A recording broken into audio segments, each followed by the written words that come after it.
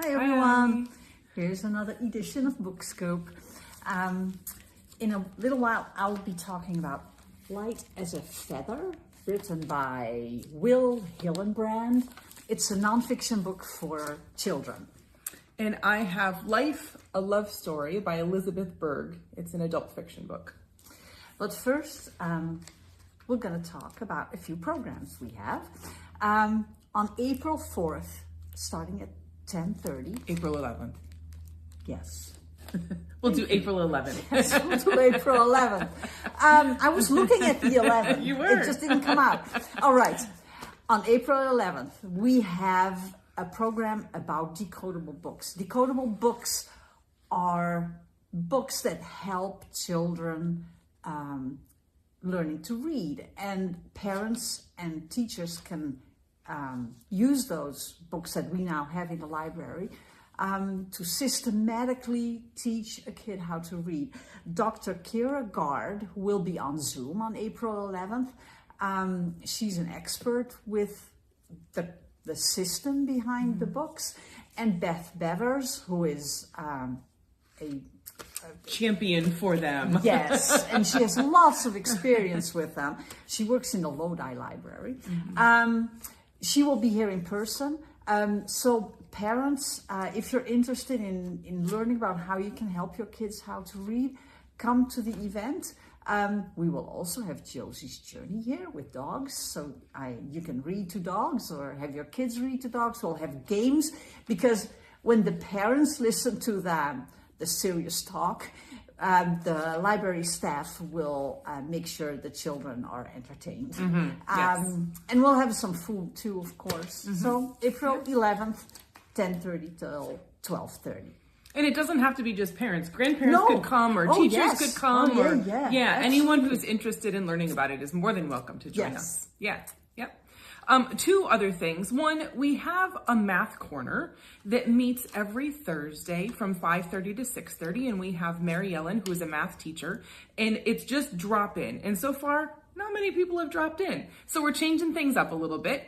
Because we're sure not everybody is good at math. Yeah, I'm not. I could definitely have benefited from this. RSVP by 6 o'clock on Wednesday to tell us that you're coming on Thursday, so that Mary Ellen is not just sitting here waiting for you and no one coming.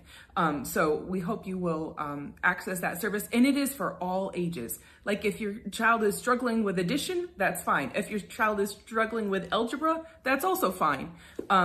Or if you need assistance, it's not just for children, it's for children, teens, adults, anyone who would like some help with math, that's what it's here for.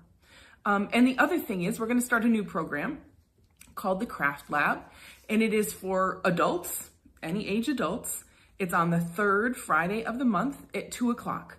And so the first one is on Friday, April 17th. We are going to be doing some decoupage on tiles with napkins. We'd love to know you're coming, so we have enough supplies, so let us know at the library. All right. And then to the books. Yeah. Light as a Feather. I chose this book because I don't know anything about birds. I can identify an animal as a bird, and that's about it. And I find nonfiction books for children a great resource to learn about things that I don't know anything about yet. And this is just such a delightful book. It has 15 birds that it describes. It gives the most basic information about them, but really, really nice details. And my favorite bird is in here, a loon. Well, I have more favorite birds, I guess. But did you know that you can tell by the color of the eyes of an owl whether it forages at night, at dusk, or during the daytime? So, those kind of things are in books for kids. As if you don't want to learn about birds, you don't have to take this one. We have loads of books for kids with very solid, accessible information.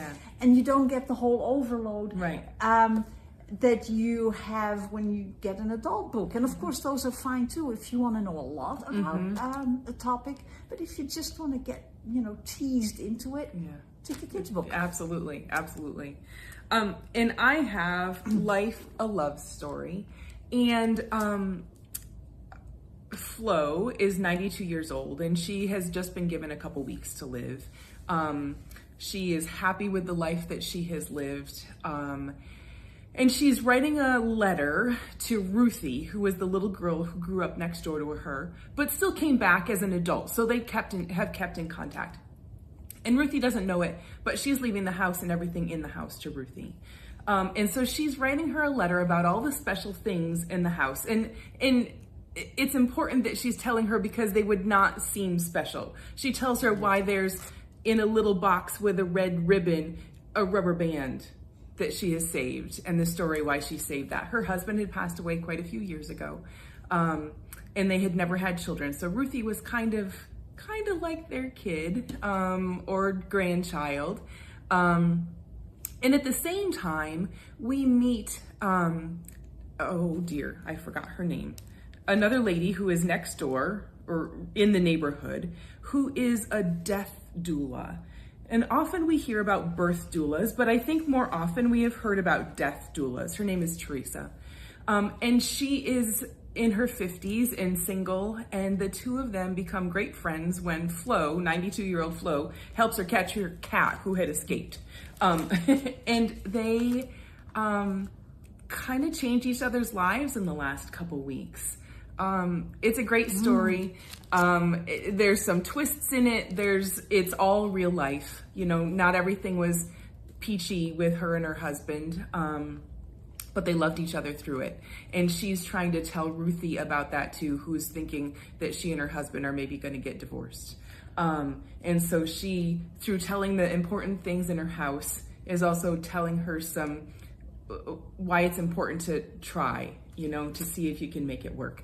It's a great story. Life, a Love Story by Elizabeth Berg. Wow, it sounds like a book that everybody should write about the stuff in their house. Yes, because we all have that stuff that you're like, oh, I can't throw that out, but no one else would find it important. Yes, so when you die and people take care of your house, they right. go, okay, yeah, that's going out. Yes.